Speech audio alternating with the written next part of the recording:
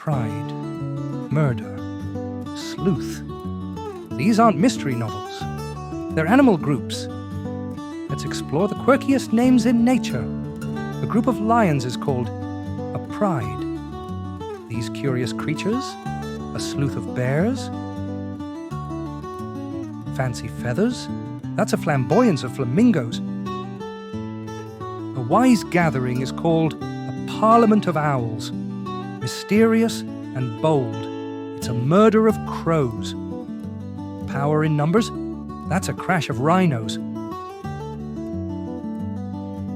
On land, they're noisy and proud, a gaggle of geese. Playing and splashing, that's a romp of otters. Tall and elegant, meet a tower of giraffes. Color and chaos, that's a pandemonium of parrots. Which group name surprised you the most? Let us know in the comments and subscribe to join us next time.